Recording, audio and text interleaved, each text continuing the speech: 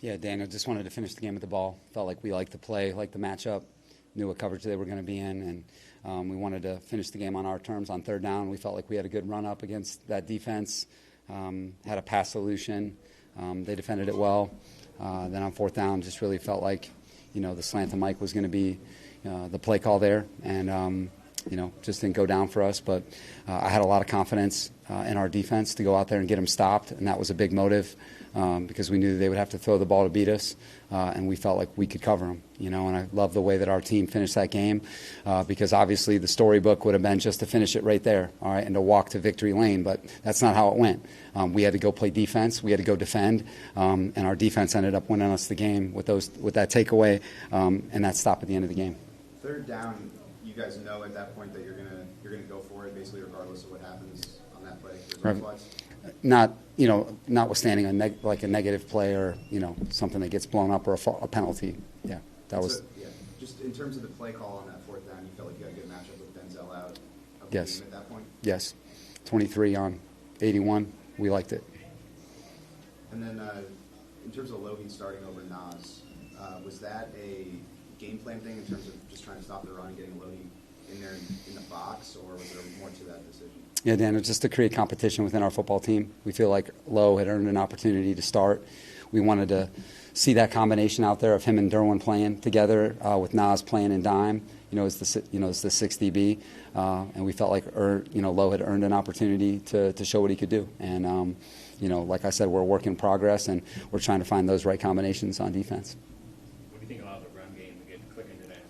Well, Eric, it was the story of the game for us. We came in here, and certainly there were a lot of questions about us being able to run the ball in the first 4 games, and we had a lot of confidence in the plan, had a lot of confidence in who's running the ball and who's blocking for them, and I just think our O-line came alive today, and our runners, Eckler, Kelly, those guys were flying out there and just running with a purpose. I thought we had really good scheme in the plan. I thought Brendan, Sean, Kevin Koger, Derek Foster, those guys had a great design. I thought Joe called a really good game. It was patient.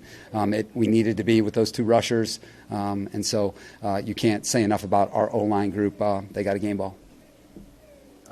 Just in terms of the rushing attack, how much of an emphasis was put on that for you this week? I know talking to some of the O-linemen just now, they said, you hear about the Browns rushing attack over and over and over again. You get a little sick and tired of that. How much of an emphasis was that with the way things had gone for the first 4 weeks? Like, we need to do this today. Yeah, Daniel, we don't want to be looked as a passing team. And I think our guys were tired of hearing that, because that's not what we believe internally.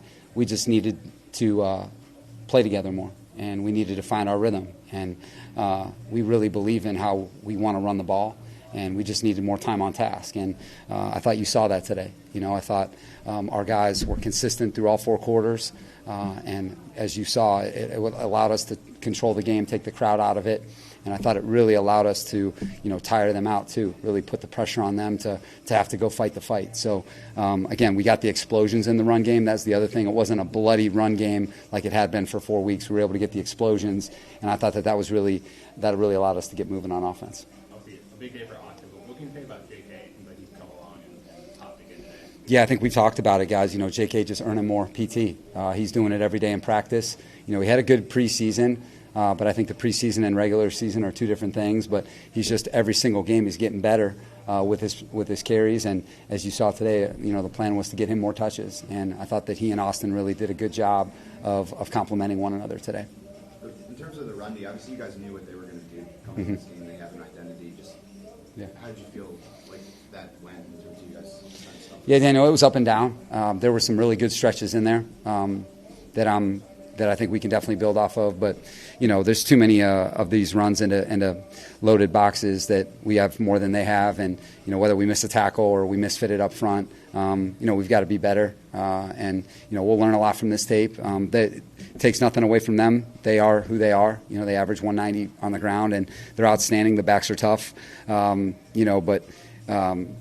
thought I was a little bit disappointed because, part of the run game, too, was the quarterback rushing the ball, getting out there in the scramble yards. But, we've got to do better at the point of attack, and that's all there is to it. And I know that we have the guys for the job, and we just got to go back to work. On their 4th and 1, did you call timeout to get the right personnel on the field?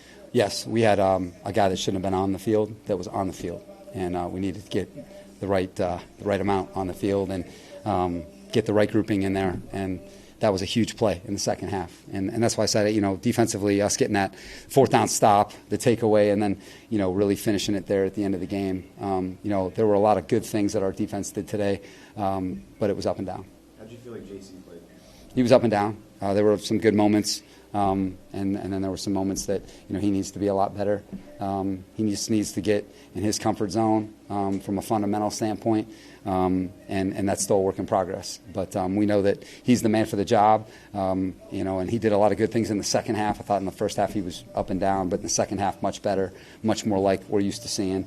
And we're just going to keep working with him because he's the right guy to be coaching. We believe in him so much, and it's our job as coaches to get him going. How much of this is JC is still working his way back from the ankle situation? Obviously, he's in and out. Yeah, Daniel, I think a couple things. Definitely you lose 4 weeks, and that's tough because you guys all saw him in training camp, and he was rolling, and I think it's just, 4 weeks, time on task, every player needs practice, especially at that position. And so it's just him getting back in the swing of things. But, we're really glad we have him, and he's going to be a big piece for us moving forward. I want to ask you real quick. I know you talked about Mike on Friday or Wednesday, whatever it was. Over 100 yards again, no team in again. Mike, what can you take from him back? Yeah, and the toughness. He lands on his back on the high wire act, and he just comes right back out there, and he just got so much toughness. And I was disappointed for him that replay took away the lob there. But he's just he's been our offense outside, and he's there for us in every single game. And he's got all the competitive traits that you're looking for in a football player.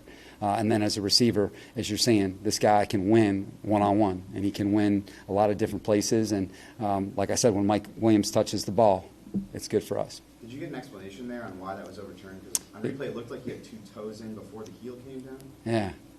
Yeah, we thought so too. But they said toe-heel. That was the explanation given to me. Not toe-toe, it was toe-heel. And that was what was said to me. That's what they're saying. Okay. And then just going back to the fourth down decision, I think a lot of people on the outside would look at that and say, you got 1:14 on the clock, they're out of timeouts, you can punt it deep, and play defend there against the field goal. Why was that not the thought process for you? Yeah, Daniel, you know where I stand on that, and we believe in our process. We believe in our players on both sides, and we were coming out here on the road to win this game, not kick it and then go hope to win. I believed our defense would get a stop if we didn't make it because I knew that we could cover them. And so you got to live with it when it doesn't go down. We went forward on the first drive, and it didn't go down, and we're willing to live with that. But we know what that means to our group, and playing that way, there's no way I was taking our offense out of the field at the end of the game.